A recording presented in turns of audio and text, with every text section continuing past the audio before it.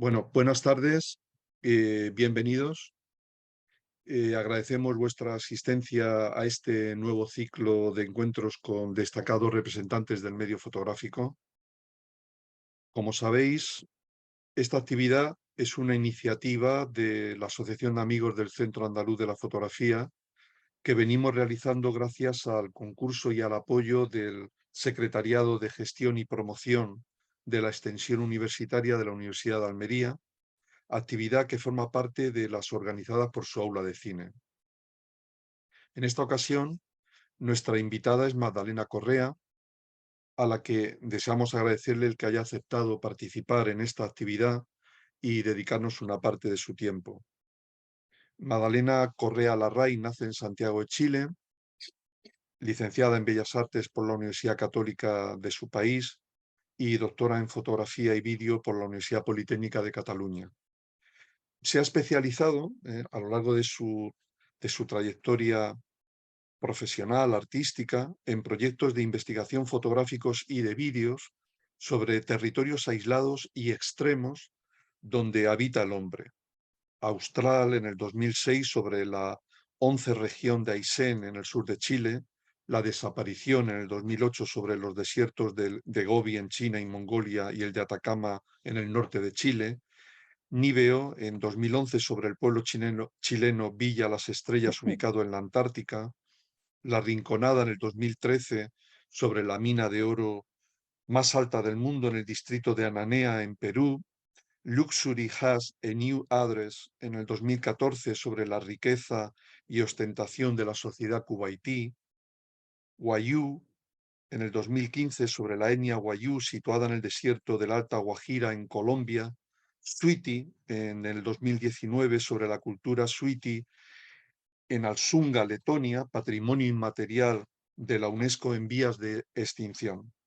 Ha expuesto en innumerables lugares de gran prestigio, como la Casa de Asia en Barcelona, la Fundación Telefónica en Chile, en Buenos Aires, el Instituto Cervantes en Pekín, en el Palau de la Virreina en Barcelona, en el Museo de Bellas Artes de Chile, en el Museo de Arte Contemporáneo de Santiago de Chile también, en el Museo de la Casa Brasileira en Sao Paulo, etc. Tiene obra en abundantes colecciones públicas y privadas, como en la del Ayuntamiento de Cáceres, la de la Diputación de Lérida, el Museo de Arte Contemporáneo Santiago de Chile, Departamento de Audiovisuales del Museo Reina Sofía, el Centro de Arte Caja de Burgos, el Instituto Valenciano de Arte Moderno, el IVAN en Valencia, el Museo de Bellas Artes de Santander, el Centro de Arte y Naturaleza en Huesca, la Fundación Telefónica de Chile, Cajamar de Málaga, en colecciones privadas como la prestigiosa colección Pilar Citoler, la colección Madame Antoine Thrilling en Francia, la colección Ernesto Ventós, la colección Solita Misan de Venezuela, Estados Unidos, la colección Cota Knobloch, Venezuela, Estados Unidos, etcétera, etcétera. Magdalena Correa, además, presentó en el Centro Andaluz de la Fotografía su exposición y catálogo La Rinconada, junto con el audiovisual Un Flaner Contemporáneo, un breve relato autobiográfico en el 2014. Bienvenida, Magdalena. Gracias de nuevo por dedicarnos tu tiempo y estar con nosotros. La primera pregunta que solemos hacer siempre en este encuentro es la misma.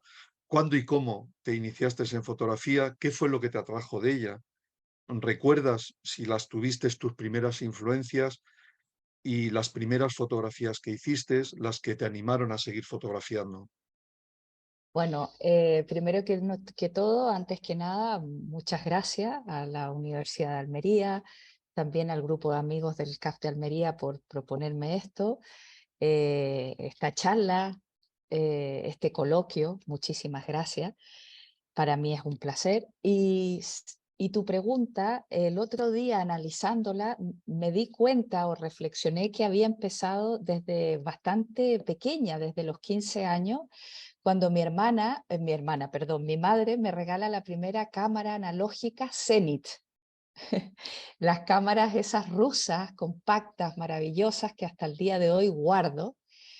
Y recuerdo que me la regala para un cumpleaños, una Navidad, no recuerdo para qué fue, pero que para mí fue como algo maravilloso. Y desde ahí yo cojo esta cámara fuerte, pesada, que no le pasaba absolutamente nada, ni con golpes, ni con nada, y empiezo, era muy sencilla también el fotómetro, y me acuerdo que empiezo a disparar, y me doy cuenta que es alucinante, y que luego mencionaré, porque yo tenía grandes problemas en el dibujo. Yo no sabía dibujar, pero me empecinaba a estudiar Bellas Artes. Y todo el mundo me decía, pero ¿cómo vas a estudiar Bellas Artes si no sabes dibujar? Bueno, para mí, en el fondo, esa cámara Zenith fue el pincel. Fue el pincel de poder, de alguna otra forma, representar a mi manera de ver el mundo que yo quería proporcionar al espectador. Y una de las grandes influencias que tuve en esa edad, que era chica, a los 15, 16 años, fue un fotógrafo chileno que yo admiro mucho, que se llama Sergio Larraín. Y que él realmente, no sé cómo se dice en España, aunque vivo muchísimos años, pero de perfil bajo, se pasó toda la vida tomando fotografías, sobre todo en Valparaíso, pero terminó en un pueblito en el sur de Chile, viviendo de su soledad y con sus cámaras, y nunca quiso ni ser famoso, que el día de hoy es muy reconocido.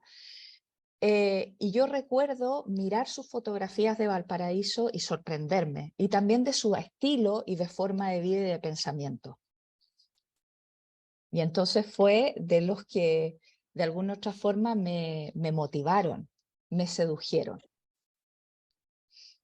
¿Tienes un apellido que tiene él también? ¿Tenéis alguna Claro. relación? No, Sí, yo creo que somos muchos Larraín en Chile, es un apellido ajá, vasco. ajá, Mi familia viene del País Vasco y hay muchísimo Larraín. Yo creo que somos todos familias, pero todos venidos, es decir, la principal inmigración de Chile fue el País Vasco y los alemanes. Por eso exacto, Chile se diferencia tanto de otros países de Sudamérica. Entonces tenemos, efectivamente. y el apellido Larraín, Echeverría, Errázuriz, todo eso son apellidos vascos. Tu trabajo creativo, el fotográfico y el videográfico, mayoritariamente gira alrededor de, como hemos dicho en la presentación, de una serie de territorios y realidades expresado con tus palabras que se encuentran en situación de aislamiento, precariedad y olvido. Lugares donde se desarrolla una forma de vida humana en precario y que además, en un buen número de ellas, ha de soportar las fuertes condiciones que impone una naturaleza de gran poderío. ¿Qué te llevó a implicarte en una línea de trabajo de estas características? ¿Qué porcentaje de investigación, de creación artística y de relación con la antropología hay en tus proyectos? Bueno, un poco te agradezco mucho esta pregunta porque en realidad yo creo que un fotógrafo nace o se va desarrollando también por sus condiciones de vida. Es decir, yo nací en Santiago de Chile. Santiago de Chile está rodeado por la cordillera de los Andes, en un valle. ¿Qué pasa? Que es una especie de burbuja. Em, Hoy en día hay más inmigración, afortunadamente, pero hasta hace muy poco, al estar bloqueado por esta gran masa montañosa, nosotros nunca hemos sido capaces de ver más allá. Por lo tanto, es como una especie de burbuja en que es un círculo vicioso y muy cerrado. Yo vengo, y en general es toda la sociedad, es una sociedad muy burguesa, muy clasista, muy conservadora, sumamente cerrada. ¿Y qué pasa? Que por circunstancias personales también, yo empiezo desde pequeña, desde que tengo esta cámara Zenit también, bueno, tampoco tan pequeña, pero a cuestionarme y decir, bueno, detrás de esta cordillera de los Andes, detrás de esta burbuja tan protegida, de esta sociedad tan tranquila que no hay inmigración, porque tú jamás ves a un árabe o una persona de color, porque es que eso es impensable hoy en día más y es maravilloso que se empiece a abrir. ¿Qué pasa? Que yo digo, tienen que existir vidas paralelas totalmente diferentes a la mía y no puede ser que yo viva en esta burbuja de cristal. Tengo que descubrir, tengo que conocer, porque a la vez de mi vida paralela tan aburrida, tan conservadora, tan rutinaria, que es la vida en Santiago de Chile, tienen que acontecer y suceder de manera paralela vidas que son totalmente diferentes a la mía y que yo creo que es de cultura, de conciencia social, de muchas cosas, el conocerla. Y entonces de ahí empieza a nacerme este bichito de necesitar volar, necesitar salir de esta burbuja. Y yo cuento una anécdota. Iba a un colegio de monjas y me acuerdo que me subí al autobús a los 17 años y decía, algún día, y me bajaba, se llama la micro, el autobús, ¿vale? Y yo decía, algún día no pararé en el paradero de mi colegio, sino que seguiré de largo, me subiré a un avión y conoceré el mundo entero. Y así fue. Es decir, yo cumplo 18 años, me empiezo a formar en licenciatura en Bellas Artes, convención en grabado y que está dentro de la fotografía. Y apenas yo termino la licenciatura, me largo a España. Por lo tanto, esa inquietud de conocer esos mundos y por supuesto, como bien dices tú, es desde un punto de vista de la formación de Bellas Artes, porque yo hago 5 años de Bellas Artes, muy focalizado al grabado y a la fotografía, pero también tiene mucho de antropológico y de etnográfico, porque yo siempre he pensado que el arte, aparte de ser estético y seducir, tiene que educar. Y entonces ahí nace, y son proyectos de investigación. Muy bien. ¿Y cuáles han sido los elementos esenciales que has tenido en cuenta a la hora de desarrollar un trabajo, un proyecto fotográfico? O sea, cómo te enfrentas a él? ¿Cómo lo planificas Mm. y, y empiezas pues, a crearlo, a darle forma? Yo de hecho hago clases en la Universidad Antonio de Nebrija justamente de proyectos a los de cuarto y siempre digo que un artista, autor, ¿vale? No solamente tiene que ser creativo, sino también tiene que ser gestor hoy en día y tiene que saber formular un proyecto que sea viable y sostenible desde que se inicia conceptualmente hasta que termina, porque uno consigue, es decir, todos los proyectos, por ejemplo, que yo realizo, duran 2 años. Y desde que formulo la idea, que no es arbitraria, que se va hilando uno con otro, pero, por ejemplo, el de la Antártida.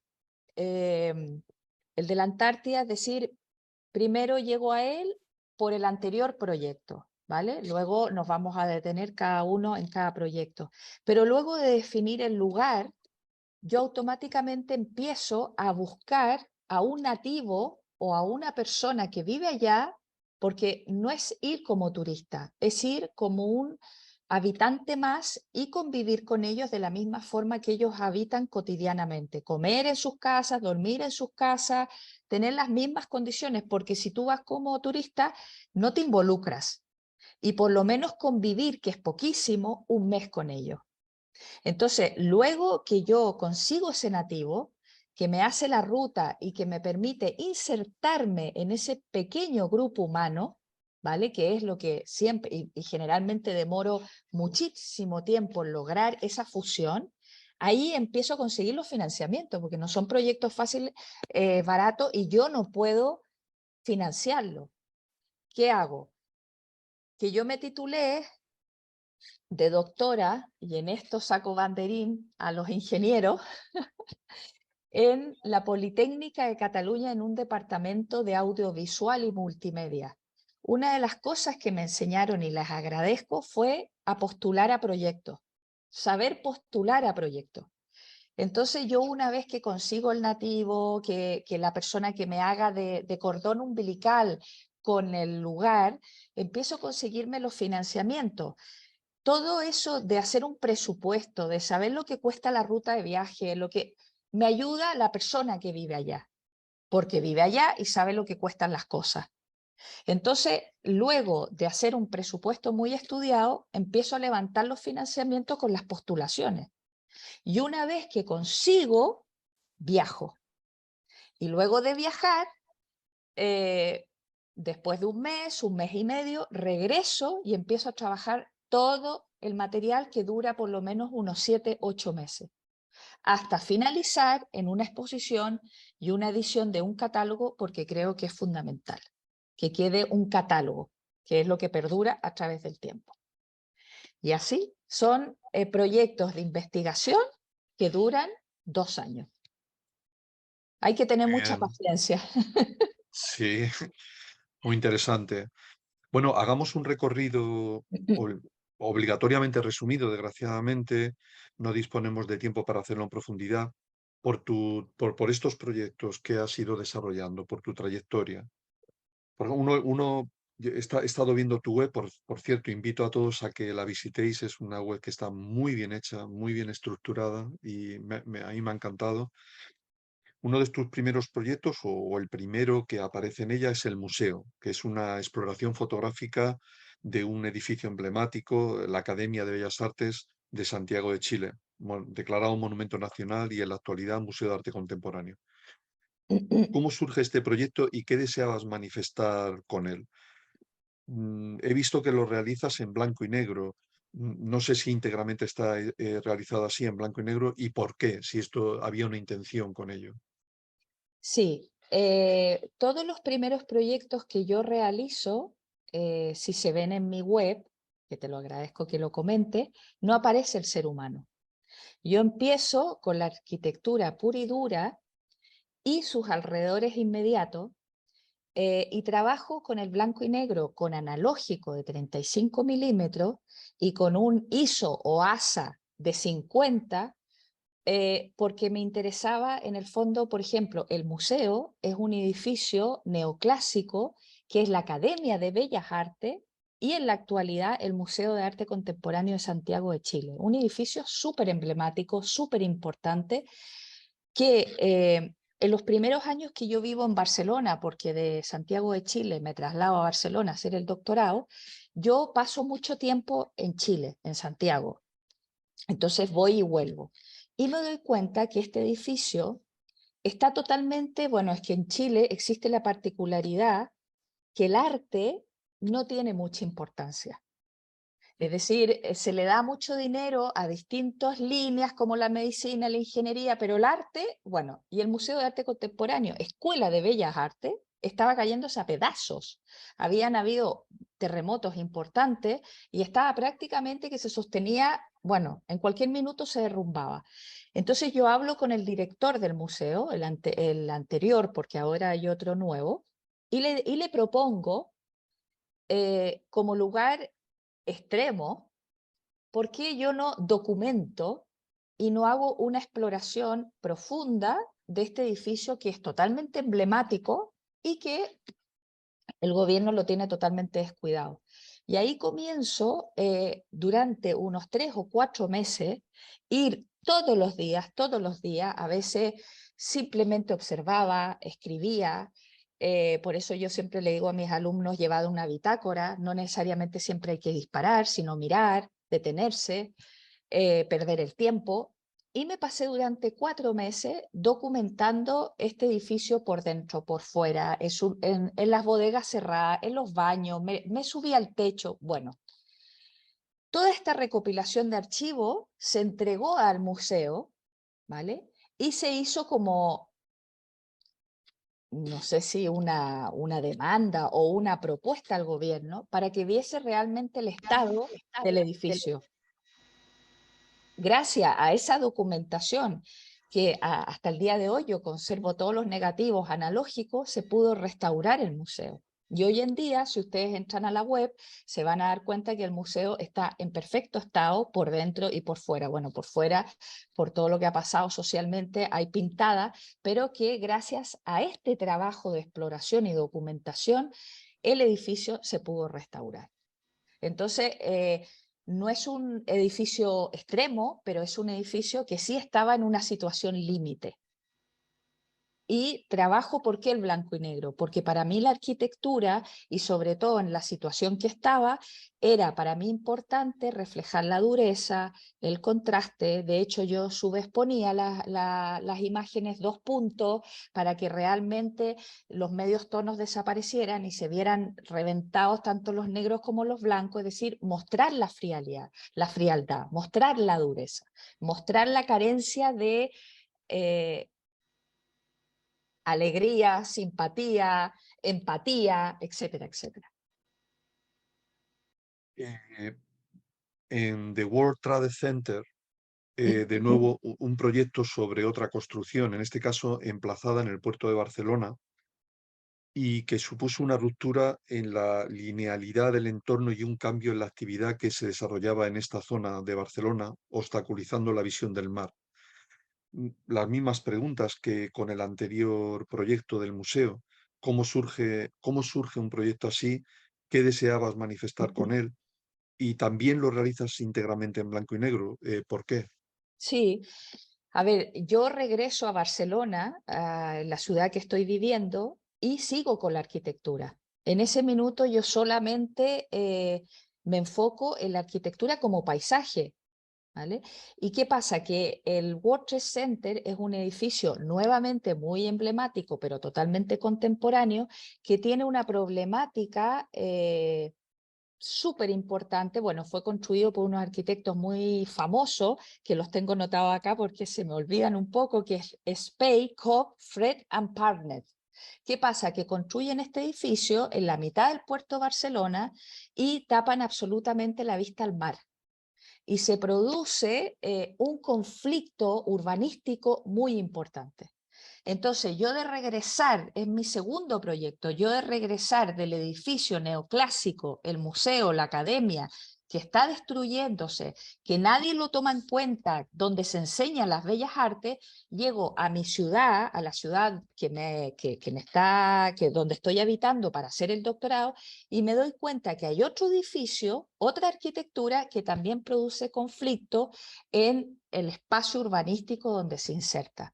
Y nuevamente utilizo la misma metodología. Como yo vivía en Barcelona, ahí me pasé muchos más meses, me pasé unos 6 meses o 7 meses yendo hasta los fines de semana a tomar fotografías. Bueno, tengo miles y miles de negativos y ahí incorporo la diapositiva, porque en ese minuto había un tipo de diapositiva blanco y negro muy contrastada, que me permitía también, analógica, todo, que me permitía en el fondo no se diría reventar, pero se diría realmente recalcar las líneas, los contrastes de luz, porque es un edificio que es totalmente de espejo. Entonces en el atardecer, bueno, se ve cómo se revienta el sol en los espejos, cómo quema, como que realmente parece un filamento. La rudeza de este edificio en un lugar que era el puerto de Barcelona y todavía es donde está la estatua de Colón, se veía el mar, por lo tanto era bastante amigable la zona. Y este edificio rompe con todo eso, ¿vale? También, pero hay un punto de inflexión aquí. En ese minuto yo empiezo a utilizar el vídeo. Y empiezo a utilizar el vídeo, ¿por qué? Porque voy a investigar en el puerto de Barcelona para preguntar qué piensan de este monumento, entre comillas, que han instalado ahí. Y entonces converso con los remolcadores. Y los remolcadores me dicen que bueno, que es un disparate, que han tapado no sé qué, que ahora tienen problemas y una discusión. Y yo llego a acordar con ellos hacer un vídeo, que no lo subí en mi web, porque finalmente es una selección lo que subo en la web, pero de aquellos trabajadores que todos los días, desde las 7 de la mañana hasta las 6 de la tarde, entran al mar y remolcan aquellos transatlánticos que se empiezan a instalar gracias al World Trade Center. Y entonces empiezo a utilizar el vídeo a color e empiezo a incluir al ser humano. En ese vídeo empiezan a aparecer las primeras personas y empiezo a utilizar el color, a diferencia del blanco y negro, para el paisaje. Porque el paisaje y el ser humano considero que tiene otra atmósfera que la arquitectura fría, de cristal, etcétera, etcétera. Entonces, eso es lo que quería mencionar. Puedes, si quieres, mostrarnos cuando lo desees fotografías de cada ¡Ay, cosa de la que sí! vamos comentando. Si Perdón. quieres, ¿eh? Si Sí, quieres. por supuesto, perdón. Se me había olvidado Eso puede, algo. puede ser interesante. Sí, Este es nuestro amigo, ¿no? sí, El este es gato. mi amado gato, tengo dos, pero bueno, Ujú. qué bueno que me lo has recordado, Juan Carlos, porque se me había olvidado. Este es el museo, la Academia de Bellas Artes. Ah, Bueno, esta fotografía es de la ventanita de afuera. Yo he hecho en Adobe una simulación de la repetición. Yo reconozco que mi forma de encuadre generalmente es muy parcial, como por ejemplo se ve aquí. Son imágenes en que yo me voy siempre al close-up, al detalle, a lo que está escondido, a lo que muchas veces pasa desapercibido. Y me gusta detenerme en esos detalles. Entonces, este es el museo. Luego voy a mostrar para que veáis cómo se instaló, porque en ese momento para mí también era muy importante no solo las fotografías, sino cómo se exponían y cómo el espectador podía participar en esa exposición. Entonces, estas son algunas fotografías del museo, este que estaba hecho pedazo. Este es el techo, bueno, ahí se visualiza un poco en qué estado estaba. Maravilloso, un edificio. Esto fue tomado todo con analógico, de hecho se ve el grano, se percibe, y con trípode. Y aquí voy a mostrar la instalación. Esto fue en el Tinglao 2 de Tarragona, que se hizo una exposición justamente de este proyecto, donde todas las fotografías fueron colgadas del techo. El Tinglao 2 de Tarragona es como una nave que no sé si actualmente se sigue utilizando para exposiciones, pero que en su momento se hicieron proyectos muy interesantes y que se trataba de que en el fondo las exposiciones interviniesen en el espacio. Entonces yo colgué todas las fotografías desde el techo, por lo tanto el espectador podía ir moviéndose entre los paneles y luego hice un suelo de todas las fotografías de 140 metros cuadrados donde el espectador podía caminar sobre él. En el fondo era caminar sobre el museo. Aquí está el suelo, se podía lavar hasta con fregona. Y entonces la idea era que el espectador pudiera transitar sobre él y sumergirse en este espacio. Ahí, bueno, se ven los baños, se ve en el techo, estaba en un estado absolutamente lamentable. Este fue la intervención, la misma intervención, pero en el edificio de arte contemporáneo de Santiago de Chile. En el momento que yo llevo el proyecto, el edificio ya se había restaurado. ¿Vale? Pero entonces, en el fondo es muy bonito porque el edificio está restaurado, pero se muestran toda la documentación cuando todavía no estaba restaurado. Y ahora paso al World Trade Center. Estos son los tipos de fotografía que yo realicé en el World Trade Center. Es decir, sobre todo me fijé, tiene forma de barco. Y nuevamente, a pesar de que yo hice panorámicas generales, las que yo seleccioné y las que yo voy a mostrar son aquellos detalles donde realmente cómo influenciaba la luz del sol y cómo rebotaba y cómo transformaba este edificio en otra cosa. Era como un espejismo, realmente parecía un barco en la mar.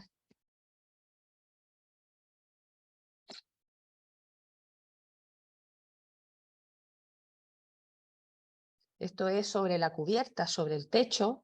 Es decir, estuve 6 meses, entonces me subí al techo y me lo pasé muy bien porque era no sé si ahora, pero un edificio bastante solitario.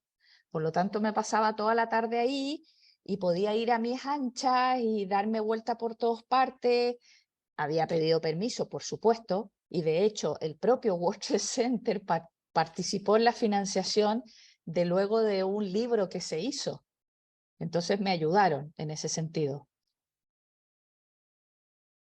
Esta es una parte también del World Trade Center, cómo se reflejaba el edificio en algunas piletas que había. jugué mucho con los reflejos, porque como todo era de cristal, el exterior se metía en el interior y el interior en el exterior.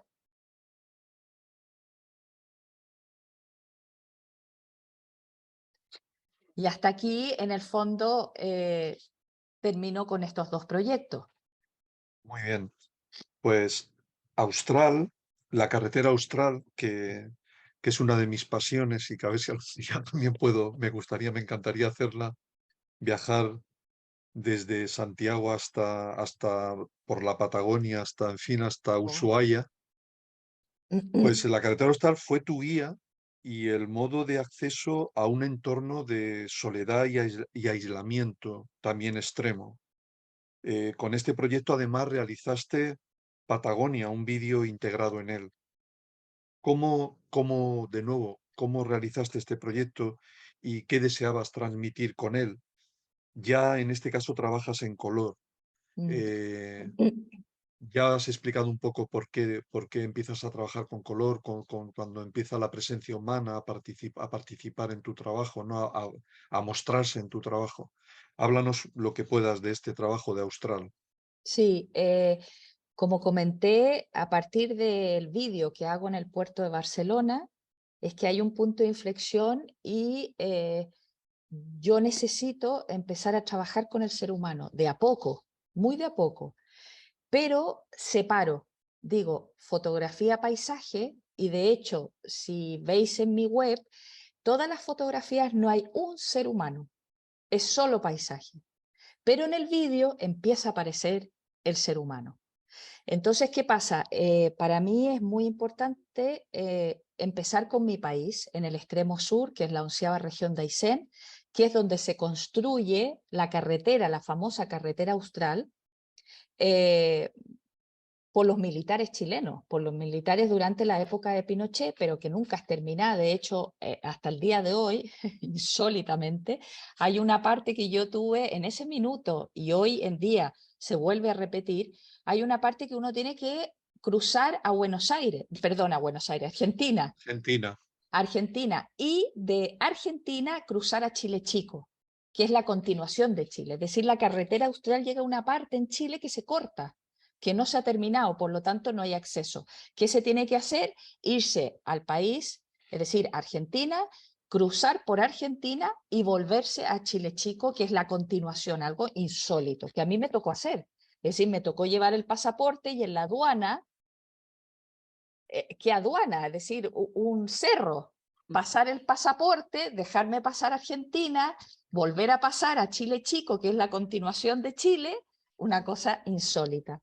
Pero bueno, esta región, la 11ª región de Aysén, yo la había visitado desde pequeña y a mí me había llamado mucho la atención la cantidad de bosques quemados.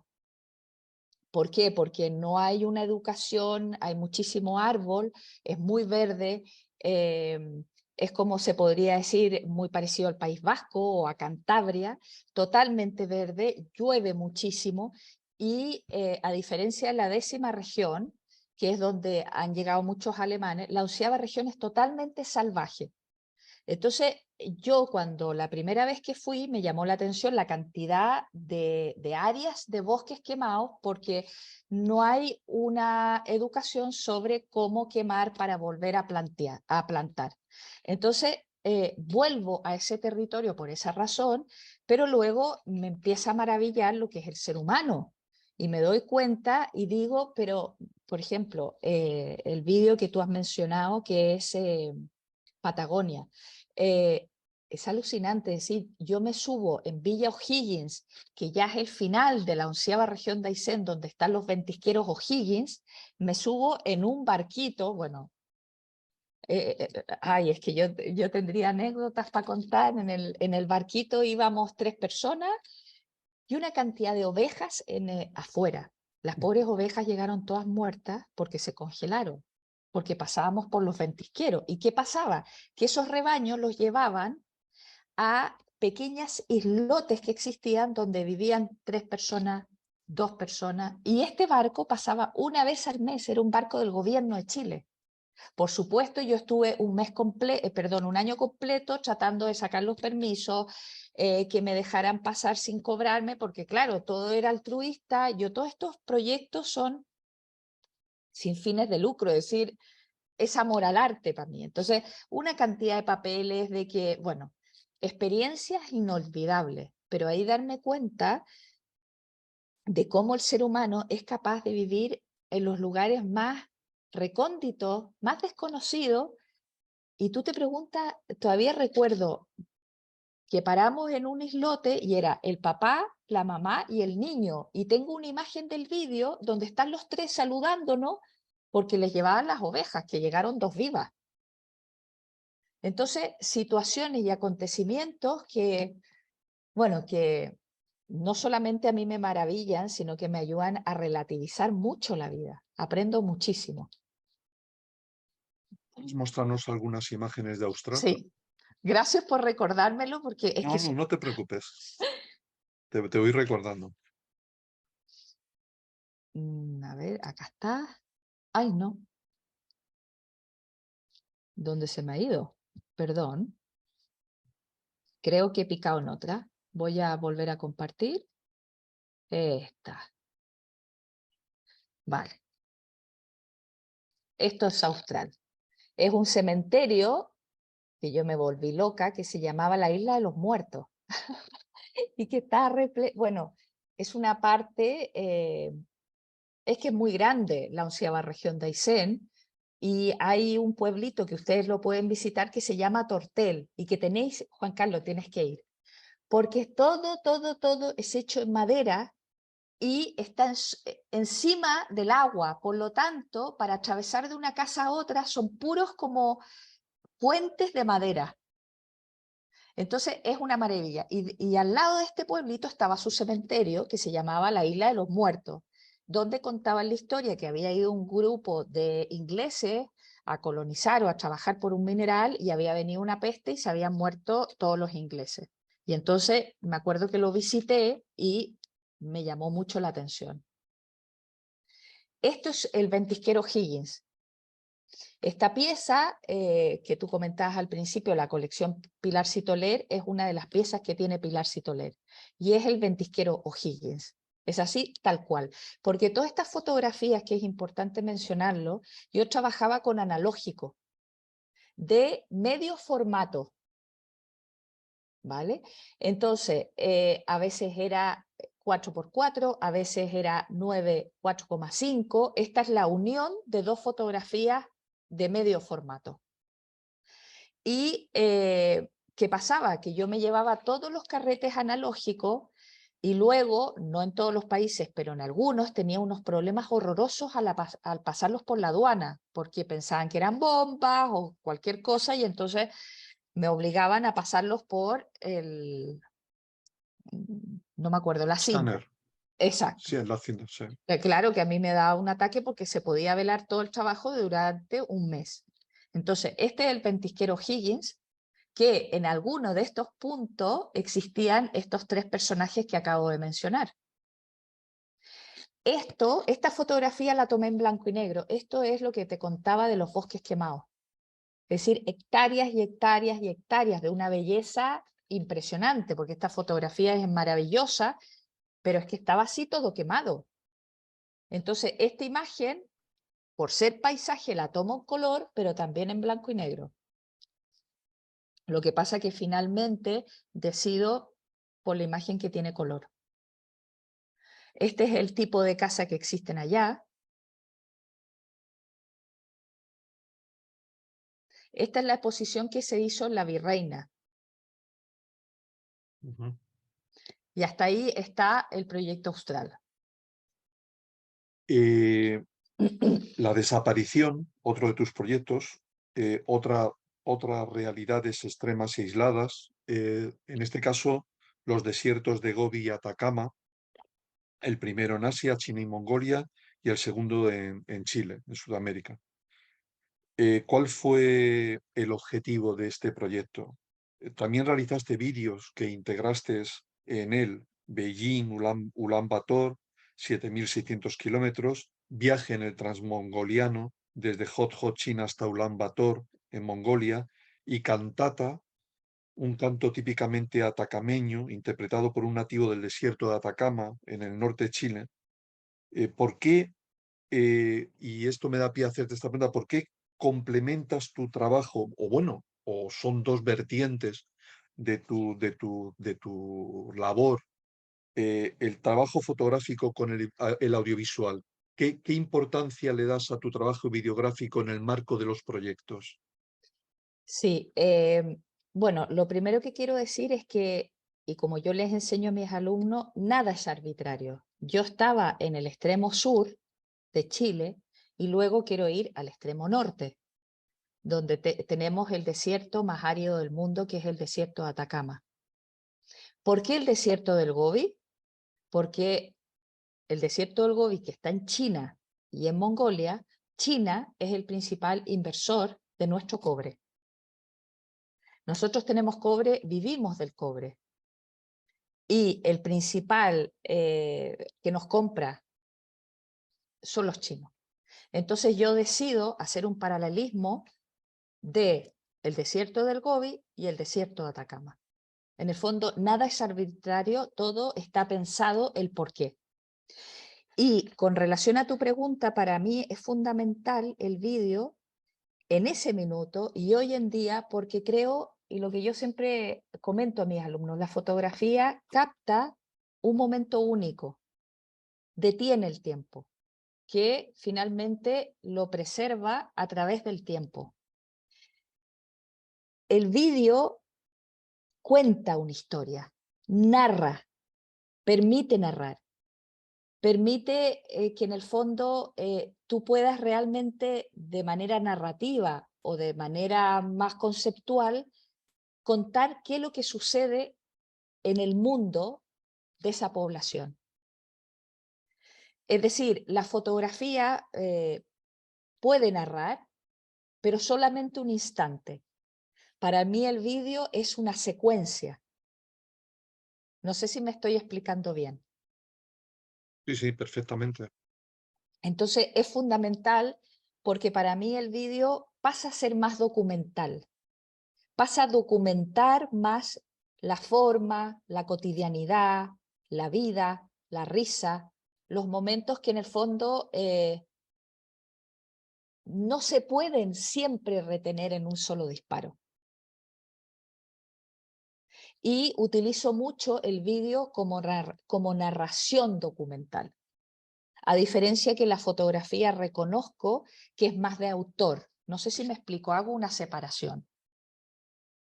Entonces complemento mis dos proyectos con el vídeo que de alguna otra forma documenta, narra, explica, pone en acontecimiento al espectador, inserta al espectador en el lugar donde yo me estoy moviendo. Es como que hago participar al espectador o sitúo al espectador en el lugar donde yo me inserto y la fotografía es una fotografía más de autor, de reencuadre, donde yo solamente muestro lo que quiero mostrar de aquel paisaje. Hago una diferenciación muy clara. Bueno, también me da la impresión de que hay algo de también volviendo al trabajo de investigación, de preservación de elementos que pueden quedar en desuso o que pueden perderse, ¿no? Por ejemplo, esto de que grabaras esta cantata o otro tipo en otros trabajos, eh, por ejemplo, con Sweetie, pues grabaras determinados momentos colectivos que son herencia y que pueden perderse en un determinado momento, están amenazados por el paso del tiempo, porque las nuevas generaciones no lo asumen o no lo reproducen. También hay, yo creo que un ánimo de legar eso al futuro, de dejar testimonio de eso. Absolutamente. De hecho, yo todos los proyectos que hago, todos, eh, no solamente dono los vídeos, sino que hago un catálogo que también lo dono. Es decir, son trabajos que para mí es importante que aquellos lugares donde la gente se ha involucrado, me ha ayudado me ha abierto sus puertas finalmente retribuirle. Es decir, el catálogo de Sweety, todos los proyectos llevan catálogo, llevan vídeo, y se hace una exposición. La exposición, que lo que queda, el catálogo y los vídeos. Entonces, ¿qué es lo que yo entrego a todas estas poblaciones? Tanto los vídeos como los catálogos. Y de alguna otra forma, como bien dices tú, es un instrumento que ellos mismos pueden utilizar y que es una memoria histórica que queda a través del tiempo. Por eso también son proyectos, como bien dices tú, antropológicos, etnográficos, que no solamente tienen una connotación de arte, sino educativos, sociales. ¿Podrías mostrarnos algunas fotografías de la desaparición? Y Sí, por cierto, por qué el título? bueno, porque en el fondo en el desierto, la desaparición, eh, no hay nada, que tampoco es real, porque yo lo quería comentar rápidamente, es decir, el desierto de Atacama, para los que no habéis ido, es una joya, pero tiene una historia humana durísima, donde hay presencia de la muerte a cada rato. Bueno, que también se podría decir desaparición. Es decir, nosotros tenemos una historia que se encontró durante la Segunda Guerra Mundial, para ser breve, un mineral que se llama el salitre. Solamente se daba en la primera, segunda y tercera región de Chile, que es el norte de Chile. Vale, ¿qué pasa? Que eso era un mineral que se exportaba muchísimo. Entonces vienen ingleses, por supuesto, en ese minuto con bastante dinero y empiezan a construir pueblitos en todo el desierto de Atacama, y llegan a existir 155 pueblos, pero pueblos que estamos hablando, que tenían teatro, que tenían supermercado, que tenían piscina, que tenían, es decir, si ustedes se meten en la web son alucinantes. ¿Qué pasa? Que durante la Segunda Guerra Mundial se descubre el salitre sintético por los alemanes y estos pueblos empiezan a quedarse abandonados. Entonces, hoy en día es terrorífico, pero bueno, para mí fascinante, porque tú vas paseando por el desierto de Atacama y vas encontrando pueblos que están totalmente abandonados, pero intactos, con las cortinas puestas. Mira, se me ponen los pelos de punta, con las cortinas puestas, como si alguien hubiera venido un terremoto y dejó el chaleco colgado y salió corriendo. Hay una, de hecho, que es patrimonio de la humanidad, que se llama Humberstone. Y entonces, ¿qué pasa? Que paralelamente al desierto del Gobi, el Gobi son nómadas, por lo tanto no hay huella humana. Entonces, en el fondo también está la desaparición, porque no existe el hombre, pero paradójicamente, y voy a mostrar imágenes, la comparación es que el desierto de Atacama, desaparición de muerte, y el desierto del Gobi no hay presencia, y es puro paisaje. Ahora voy a mostrar imágenes. Es una realidad bastante. Y también voy a aprovechar de mostrar la instalación que hice en Fundación Telefónica. Esto es el desierto de Atacama. Una maravilla. Esto es un cementerio de niños, de bebés. Bueno, es que yo me volví loca tomando fotografías. Y aquí sí se ve claramente que es medio formato. Esto es el desierto del Gobi. El desierto del Gobi es puro color, pura felicidad, pura magia. El desierto de Atacama es muerte, muerte, muerte, muerte. Desierto del Gobi, desierto de Atacama. Y no era que solamente yo me fijara en las tumbas, es que en realidad era lo más visible, desierto de Atacama. De hecho, esto es anecdótico. Nosotros pasamos por aquí a las 10 de la mañana, bueno, o 12 por el sol, y cuando volvimos a las 6 de la tarde se habían robado el peluche. Y es una nimita de un niño pequeño. Hay, tú vas en el coche y vas viendo cada metro algo así. El desierto del Gobi. Esto es un monasterio, por eso hay presencia física permanente, pero en general el mongol y el chino en esa parte de Hot Hot es totalmente nómada, que van con unas especies de yurtas, que son unas carpas, donde las suben a los caballos y se van trasladando en la medida que van encontrando agua. Por lo tanto, no hay huella. Esto es el desierto del Gobi, que aunque uno piense que el desierto del Gobi es pura duna, no es así. Hay estepas, hay dunas, hay rocas, es muy variado el clima y es muy variada la imagen que se tiene de él. Hasta ahí. Perdón, y Eh, esta es la instalación de Fundación Telefónica. Entonces yo hice una comparación en ambos desiertos, donde por un lado estaba la imagen del desierto de Atacama y por el otro la del desierto del Gobi, donde se veían los dos desiertos y las formas de vida diferentes. Se forraron todas las paredes de fotografías en blanco y negro del paisaje y estaban 10 cajas de luz de gran formato que hacían que el espectador pudiera transitar. Aquí se ve un poco más. Y conjuntamente también se expusieron los vídeos, que eran más documentales de la gente que vivía ahí. Ya está. en Níveo, es un proyecto desarrollado en el único pueblo de civiles que vive de manera permanente y estable en el territorio chileno antártico. De nuevo realizas tu proyecto utilizando la fotografía y el vídeo. Paralelos 1 y paralelos 2 serían los audiovisuales. E introduces además una escultura, Mm. Santa Trinidad. ¿Puedes hablarnos de este proyecto? Sí, bueno, como siempre digo que tiene una cadena, un cordón umbilical, que todo está relacionado, yo de un desierto me voy a otro desierto, pero un desierto de hielo. ¿Por qué? Porque la Antártida en el fondo es otro desierto, pero de hielo. ¿Qué pasa?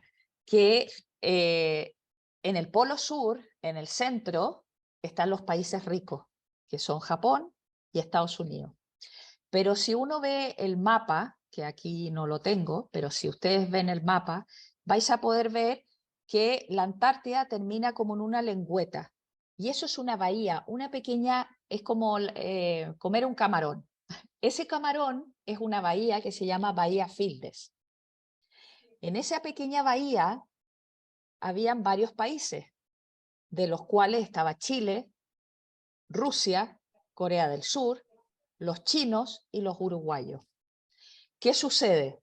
Los países ricos, como los rusos y los chinos, mandan a científicos, porque la Antártida, a diferencia del Ártico, que está bastante chacreado, la Antártida sí firmó un tratado justamente aquí en Madrid que no se puede visitar turísticamente. Por lo tanto, solamente lo que se manda son científicos o militares que van con su familia.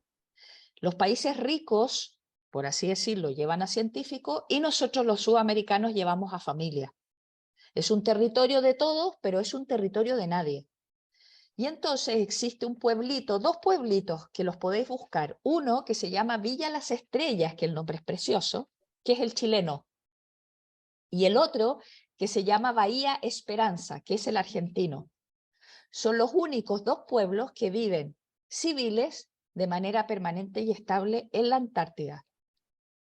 No se puede visitar, ese sí que me costó 2 años de conseguir los permisos porque tenían miedo que yo llevaba analógico, absurdo, que yo contaminara el territorio, que qué iba a hacer con los frasquitos estos, los papeles de los carretes de medio formato, que si iba a utilizar líquido o no líquido, que qué pasaba con las baterías. Bueno, fue un rollo que en realidad estuve a punto de desistir. Pero finalmente conseguí los permisos y el apoyo de Chile a través de la Fuerza Armada y la Fuerza Aérea, y viajé en el rompehielo Biel, que es un barco que permite en el fondo cruzar y llegar a la Antártida. Son esos típicos buques que lo explico para el que no lo conozca, no tienen la parte de abajo redonda, sino que plana. Son como esos muñecos que teníamos cuando chicos, que cuando uno les pegaba se volvían a parar. Y entonces estos barcos van haciendo así con el hielo. No es que se hundan, sino que van haciendo como una lombriz, van quebrando el hielo.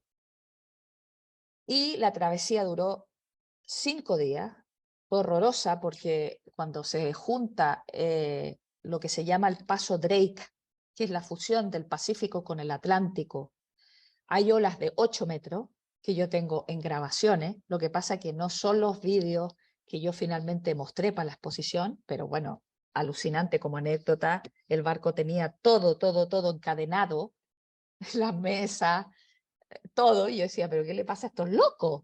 Cuando yo me subí al barco dije, pero esta gente está desquiciada, las mesas con cadenas, y un militar me dice, espérate nomás. Bueno, toda la tripulación durmiendo, menos los que llevaban el barco. En ese minuto se iban turnando, pero había hasta un sacerdote arriba del barco, todos durmiendo porque el barco se movía así y se lo tragaba y las olas luego lo escupían. Bueno, una cosa impactante.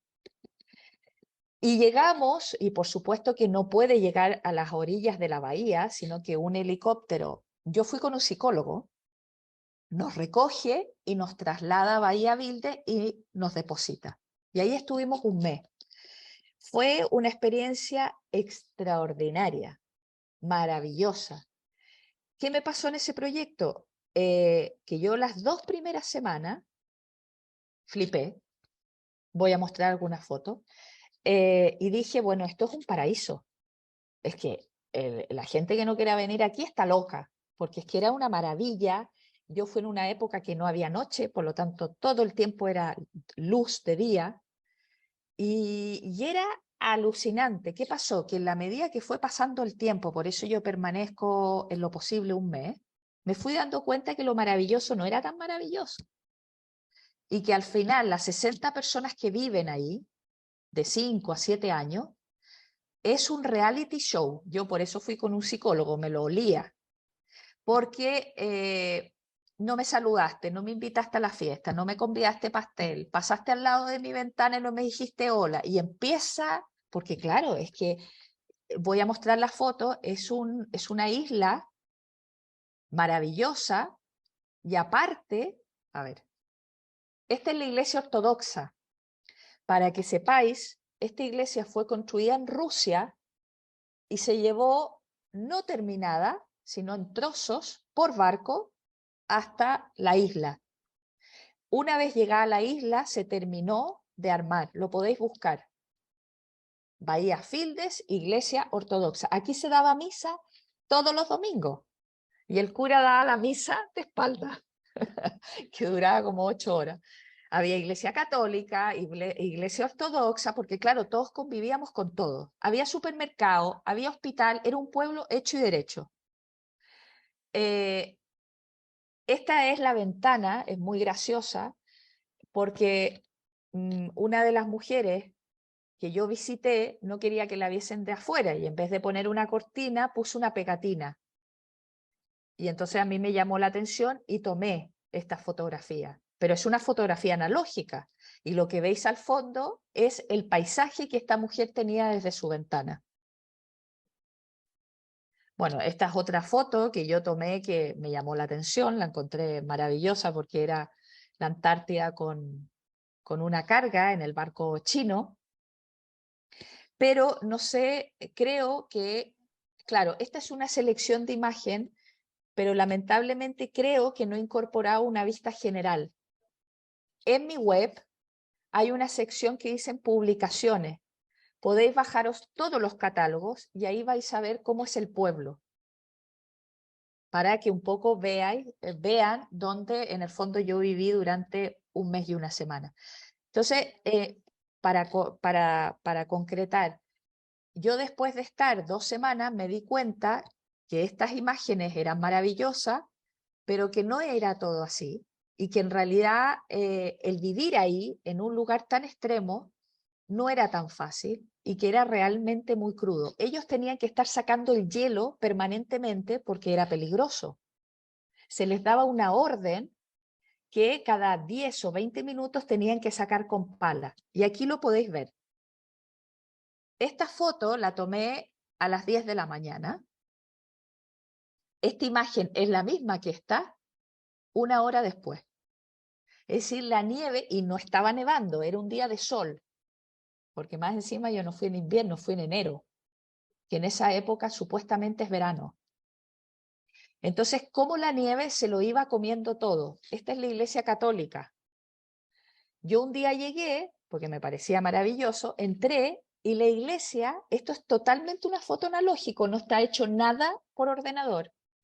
Y la puerta estaba absolutamente cerrada. Bueno, las ventiscas eran de 300 kilómetros por hora. Por lo tanto, la nieve se colaba por la rendija que fuera. Entonces, ¿qué pasa? Que al final, todo eso maravilloso y ese espejismo que, claro, si yo voy de turista, estoy 3 días y me vuelvo, me quedo con la impresión de las primeras imágenes. Pero si permanezco y convivo con ellos, me doy cuenta que no es tan maravilloso como parece ser y que vivir ahí es muy duro. Y por eso finalmente se comen el coco y empiezan a rayarse y que no me saludaste. Más encima que tienen que pasar un sedazo y les hacen un examen psiquiátrico. Porque imagínate que va un loco ahí, termina disparando a cualquier minuto, a cualquier persona. Y además se tienen que sacar el apéndice. Y eso no es broma, porque claro, si hay una ventisca, no puedes salir en un avión de la Fuerza Aérea cuando tú quieras. De hecho, nosotros íbamos a estar una semana y estuvimos, perdón, un mes y una semana y estuvimos un mes y 15 días porque el avión de las Fuerzas Aéreas no podía despegar. Entonces te pregunta, ¿te has sacado el apéndice? Obvio, porque si no te puedes morir ahí. Esto es las humedades, las casas estaban súper acondicionadas, pero de vez en cuando las ventiscas eran tan fuertes y la humedad tan fuerte que se colaba. Es que frente a la naturaleza, por mucho que construyas palacios de 5 estrellas, la naturaleza es indomable y el ser humano insiste en vivir en lugares que no les corresponde. Hasta ahí. Tú me preguntaste sobre una escultura. También la Sí, podéis ver en mi web, ¿ya? ¿Qué pasa? Que yo hice una escultura que asemeja en miniatura a la iglesia ortodoxa, a esta. Y una de las entrevistas que yo hice a los uruguayos, me impresionó que uno de ellos, y quedó grabada esa frase que dice, va rotando, es una caja de música que tú le das cuerda y entonces la iglesia, la podéis ver en mi web, va rotando, va girando como una cajita de música, pero sale una frase repetida que dice, si todos viviéramos como se vive aquí, si el mundo fuera como se vive aquí, el mundo sería mucho mejor. ¿Por qué? Porque aquí no se pone llave, porque aquí no existen nacionalidades, porque aquí no existen idiomas, porque yo me acuerdo una vez que los chilenos, que somos más pobres que los chinos, se nos cayó una oruga. Las orugas son esas especies de camioncitos que van por la nieve, y fue el chino, cogió su grúa y sin decir ni nada, nos sacó la oruga. Es decir, era un compañerismo absoluto. No existían países, no habían problemas ni ideología. Todos éramos hermanos porque estábamos en un lugar que si no nos ayudábamos, en el fondo. Y entonces, eso es la enseñanza que decía este señor, el uruguayo, y que lo podéis ver en mi web. Y hasta aquí con y, el proyecto Nibio. bueno, vamos, el tiempo se nos va agotando, entonces, como hay como 4 o 5 proyectos más que comentar contigo, que es La Rinconada, Luxury, Has a New Address, Wayu y Sweetie, prefiero que seas tú, que escojas un par de ellos, si te Vale, parece, y nos hables de ellos para ya en la última parte del encuentro contigo, pues hablar de otros temas. vale, eh, perfecto. Aparte de lo que son los proyectos. Entonces, a mí, lógicamente, me llama mucho la atención Sweetie, por supuesto, y luego de los otros tres, Wayuu, Luxury o La Rinconada, pues el que prefieras. Bueno, yo me gustaría hablar de La Rinconada, que fue el proyecto que expuso en el CAF de Almería y que es muy interesante también porque es la mina más alta del mundo.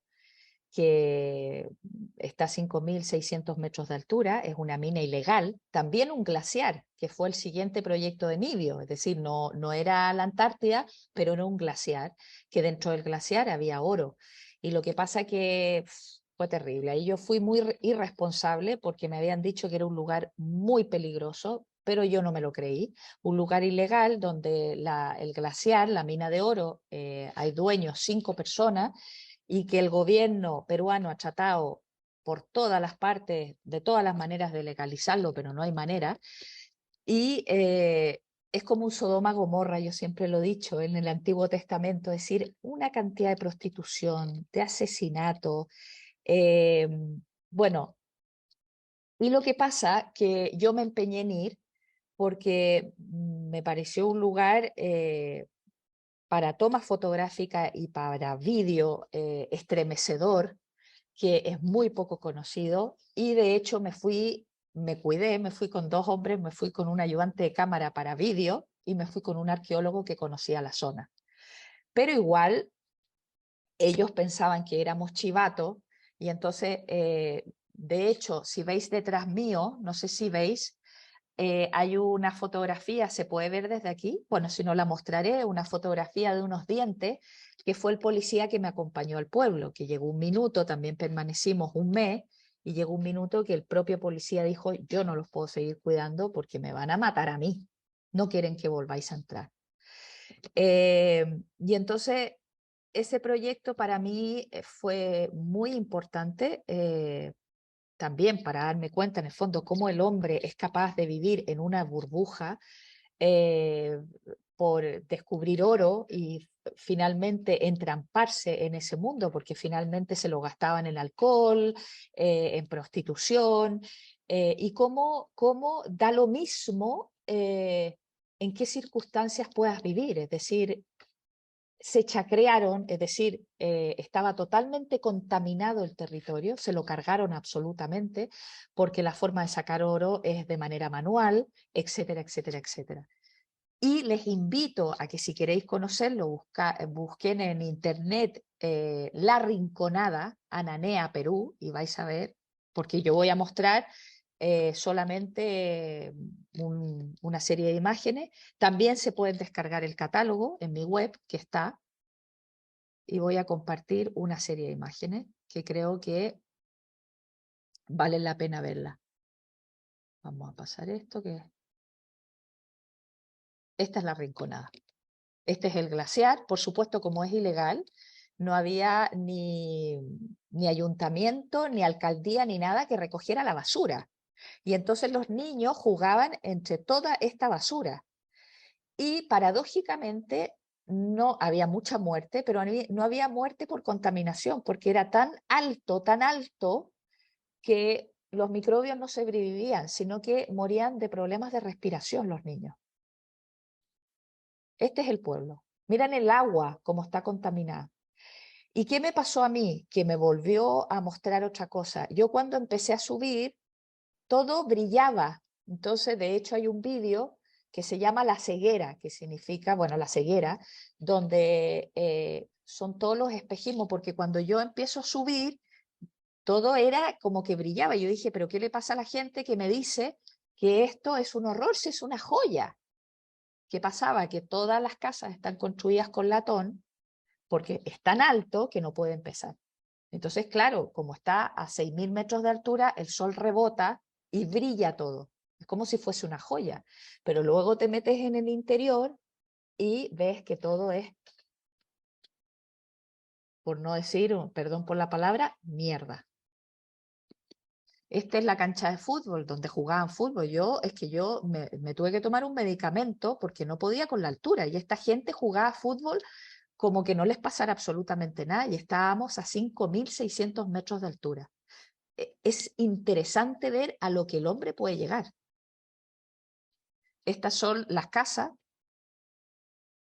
Estos son los sacos de oro. Las mujeres, por supuesto, no las dejaban entrar en la mina. Y entonces ellas siempre estaban en las faldas buscando oro, pero no podían entrar dentro del glaciar y entonces buscaban oro en la falda y este es el policía que me acompañó, que a mí me impresionó mucho y es de oro blanco. Bueno, y el otro proyecto es el Sweetie. Voy a mostrar también, simplemente para compartir, algunas fotografías del proyecto Wayuu de la Alta Guajira, que es otro desierto, en Colombia. Esto es de la Alta Guajira.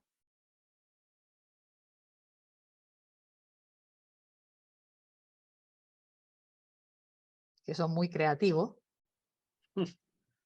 Son fantásticos. Bueno, y ahora el proyecto Sweetie, que es el proyecto que se expone ahora el 29 en el Museo de las Américas en Washington, es un proyecto, yo lo que pasa es que a partir de Luxury has a new address, perdón, me empieza a importar cada vez más el ser humano. Y ya no es tanto el territorio, no es tanto el paisaje que lo rodea, sino el personaje que lo habita. Y así como me detengo en Wayuu, la Alta Guajira, que es una etnia colombiana ancestral que vive en el desierto de Colombia, me detengo en esta etnia letona que está en vía de extinción, que es patrimonio inmaterial de la UNESCO y que está en peligro de extinción porque las nuevas generaciones no están preservando. Es una cultura que se llaman los Sweeties y que tienen más de 400 años, que hacen sus tejidos a mano. En el fondo, yo llegué al pueblito y es retroceder en el tiempo. No tienen bares, no tienen absolutamente nada. Al principio queda en Letonia, como a unas 3 o 4 horas de Riga, la capital, y al principio son muy cerrados, pero finalmente, bueno, yo me acuerdo que estuvimos un mes viviendo en la casa de un letón y terminamos, yo hasta el día de hoy me hablo con ellos, es decir, abrazándonos, llorando, porque fue una experiencia inmemorable, inmemorable. Es decir, eh, al final éramos uno más, íbamos a sus fiestas, a sus comilonas, a todo. Fue sumergirnos y ver la calidad humana y sobre todo divulgar que esta cultura está desapareciendo. Es decir, solamente quedan 2000 Sweeties. Y ahora, hoy en día, después de haberse nombrado Patrimonio Inmaterial de la UNESCO, es que el gobierno de Riga, la capital, está diciendo, oh, y le está dando mayor importancia a los Sweeties. Pero hasta hace muy poco, como si no existieran. Y todo lo que veis ahora, todos los trajes, porque yo estuve y lo presencié, los hacen a mano. Es como retroceder en el tiempo, te quedas paralizado. Una cosa, ellos se visten, las mujeres, de hecho hay un vídeo que lo podéis ver en mi web también, muy bonito, cómo una mujer se va vistiendo con su traje típico de Sweetie, porque es una ceremonia religiosa, es una historia muy bonita. Este pueblo, Letonia, es un país protestante. ¿Qué pasa? Que en Alsunga, donde están los Sweetie, hay un rey que se enamora de una princesa polaca que es católica. Se casan, el padre de este rey lo destierra, pero cuando muere, él vuelve con la polaca e instaura el catolicismo en ese reducto. Todo el resto del país es luterano, menos este reducto, que es Alsunga. Y entonces instaura el catolicismo y todo lo que se hace es alrededor del catolicismo. Entonces las mujeres se visten, hay otras mujeres que no se visten, es decir, es libre, pero todo es en base a la religión católica, es como su pilar. Este es el típico vestido Sweetie. Estos son los niños Sweetie. Y son muy amigables, muy sociables, es decir, una maravilla, una maravilla. Yo, de los proyectos más bonitos y más entrañables que he tenido.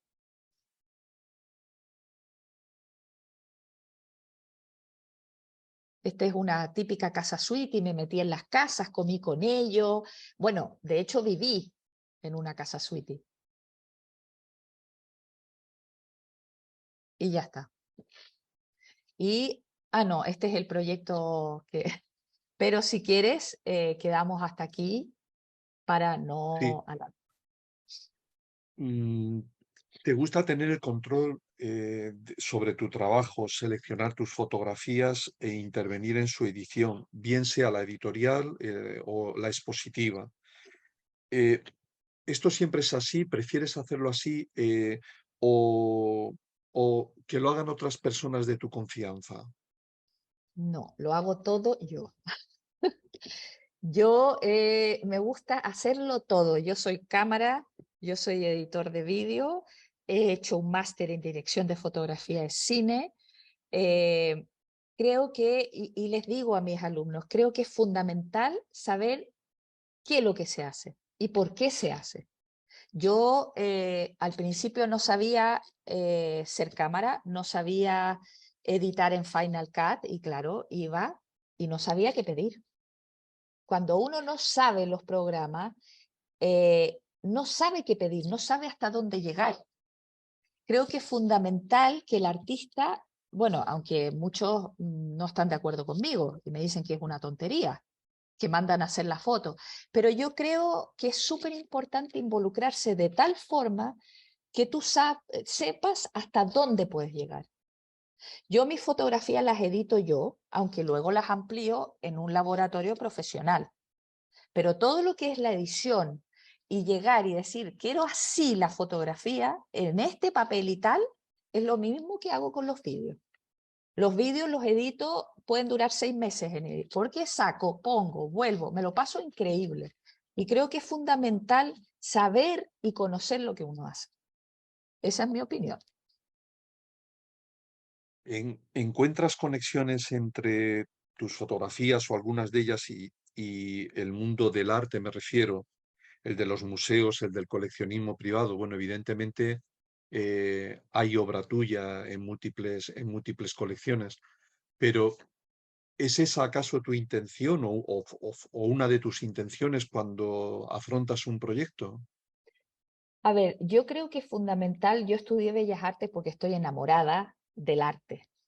Es decir, y me formé luego en fotografía y en vídeo porque me encanta. Y la rama, obviamente, de las bellas artes son los museos, las instituciones. ¿Por qué para mí es importante eso? Porque es llegar a otro grupo de espectadores eh, que no podría ser si yo no tuviera ese camino. Como repetí en un principio, creo firmemente y profundamente que el arte no es solamente una cosa estética. Para mí es un soporte educativo y social. Y como tal, eh, creo que mi trabajo no es fácil, pero creo que tiene un compromiso que es importante difundir en esas plataformas. En un museo hay mucho tipo de espectador que lo puede ver y tener conocimiento de estas culturas que de otra manera no podrían llegar. Es un poco como land art. De hecho, yo hice mi tesis doctoral porque en el fondo fundamentas un trabajo como el land art, que iban a hacer sus instalaciones en lugares recónditos y luego tomaban fotografías y las compartían con gente que no se podía trasladar. De alguna otra forma es lo mismo, poder dar a conocer a distintos públicos y darle la posibilidad de acceder a esos lugares que de otra manera no podrían acceder. Y para mí ese es el compromiso con los museos, con el coleccionismo. Hace unas pocas fechas se ha aprobado la creación en España de su Centro Nacional de la Fotografía, que va a residir en Soria. ¿Tienes alguna opinión sobre esto? Bueno, lo encuentro maravilloso y sobre todo que no esté en Madrid. Perdón que sea tan honesta, porque en el fondo es súper importante descentralizar, así como en Chile pasa todo, en Santiago de Chile, y no aprendemos que hay que descentralizar, también considero que se haga un centro de fotografía en Soria, chapó, es decir, me parece maravilloso. Esa es mi opinión. ¿Has tenido relación con el Centro Andaluz de la Fotografía? Concretamente en el 2014, siendo director Pablo Juliá, expusiste en él tu trabajo sobre la Rinconada, del que hemos hablado hace un momento. ¿Cómo calificarías tu experiencia con el centro? ¿Tienes alguna opinión de él actualmente? A tu juicio, ¿cuáles son sus valores y cuáles son sus amenazas, sus posibles amenazas? Bueno, para mí la experiencia fue maravillosa. No lo digo porque me estés entrevistando tú, sino porque fue así. Fue impecable. Las personas que colaboraron en el montaje, en toda la organización, fue maravillosa, me llevo un recuerdo. De hecho, pasado el tiempo, yo he insistido en exponer el proyecto Sweetie, porque me interesa, porque creo que es un lugar importante de difusión de la fotografía, y me da mucha pena la situación en que está hoy día. Y lo digo claramente, es decir, que no haya un timón, que no haya una persona que lo pueda guiar, y me van a odiar lo que voy a decir, pero yo al día de hoy no entiendo por qué los políticos se meten y manejan un espacio cultural que no les corresponde. No lo entiendo. Y eso no ha pasado solamente en el CAF de Almería, sino ha pasado en otros centros de España, y lo encuentro un error.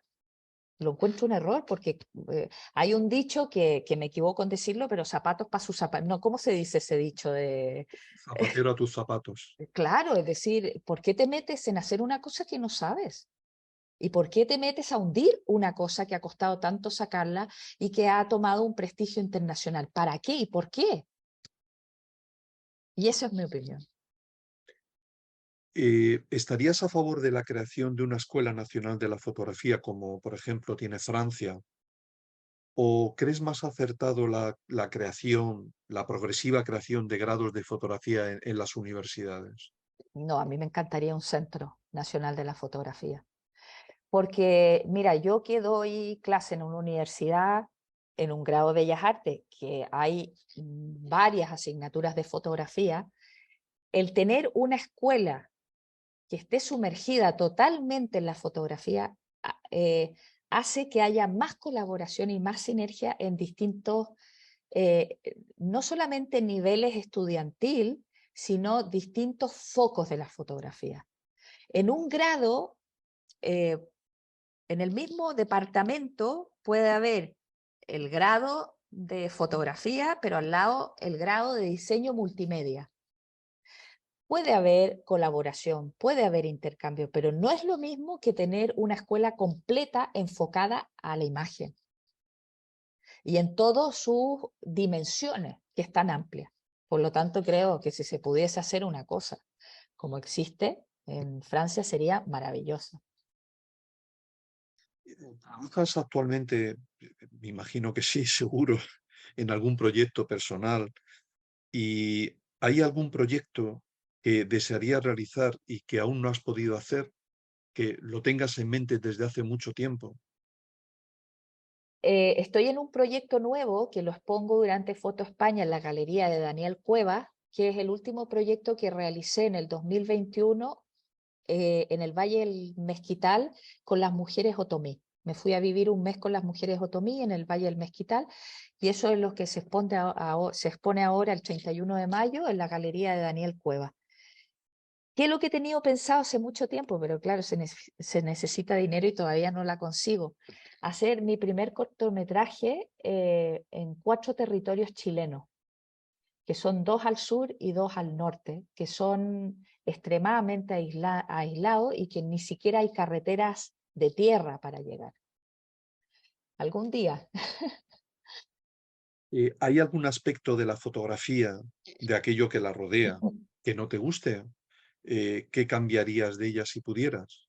Bueno, me gustaría, y siempre lo he pensado, que se tomase un poco más en serio el papel del fotógrafo. Te cuento una anécdota. Yo voy a exponer en el Museo de las Américas en Washington, y para pasar la aduana eh, me dicen, no importa, es fotografía, por lo tanto va a costar más barato porque no es obra de arte. Pasa por póster. No te preocupes, es decir, claro que si fuese pintura o fuese dibujo tendríamos un problemón. Pero como es fotografía, da igual, tranquilízate. No vamos a tener problemas con la aduana. Eso lo oigo siempre. A pesar de que en el fondo con el cambio de años y tal, se ha revalorizado cada vez más y tiene un lugar muy importante en la fotografía, todavía falta. Y eso me gustaría que cambiase. Aunque yo sé que, bueno, que falta para que suceda. En relación con aquellas personas que hoy desearían iniciarse en fotografía, como tú lo hiciste con esa Zenit hace ya algunos años, ¿qué te gustaría decirles? En un tiempo tan influido por lo tecnológico y muy competitivo como el que vivimos, ¿qué crees que deberían de tener en cuenta? Deberían estudiar también la fotografía analógica, que es una belleza. Deberían meterse a un laboratorio y saber revelar en color y en blanco y negro, porque son dos cosas totalmente diferentes, son dos mundos totalmente diferentes y son apasionantes los dos. Y tomar fotografías todavía con el carrete o de medio formato, pero de manera analógica y luego revelar, es un mundo y el digital es otro, pero no dejarlo analógico. Creo que es la base de todo. Es decir, si tú sabes realmente lo analógico, es como cuando decía Dalí, bueno, yo hago garabatos o hago cualquier dibujo, pero sé dibujar. Y creo que es fundamental que cualquier artista o cualquier fotógrafo sepa bien las bases de la fotografía para luego dar un salto a lo digital. Ese quizás son muy antiguas, me puedo equivocar, pero ese es mi planteamiento y es lo que le digo a mis alumnos. Bueno, pues si alguno de los que estáis ahora conectados queréis realizar alguna pregunta, pues podéis hacerlo, lo podéis hacer en cualquier momento, pero ya estamos terminando este encuentro. ¿Alguna pregunta? Bien, pues Magdalena, llegamos al final de este encuentro contigo. Te volvemos a agradecer tu presencia, tus palabras, el tiempo que has compartido con nosotros. Este diálogo nos ha permitido conocerte un poco mejor y acercarnos de manera más precisa a tu obra y a tu trayectoria. Asimismo, agradeceros a todos los participantes vuestra asistencia, tanto a los que lo habéis hecho inscribiéndose en la actividad, como a los que lo habéis hecho a través de YouTube. A todos os emplazamos a un nuevo encuentro con otro destacado miembro de la comunidad fotográfica, concretamente con el fotógrafo de origen almeriense Cristóbal Manuel Sánchez, previsto para el próximo día 13 de abril y a través de esta misma plataforma. Muchas gracias, Magdalena. Gracias por dedicarnos tu tiempo. Y muchas gracias a ustedes por invitarme y oírme. Y gracias por todos los comentarios. Y Muy, un beso grande. Gracias por todo. igu- igualmente, Un igualmente. placer. Besito. Hasta luego. Adiós, gracias. Beso.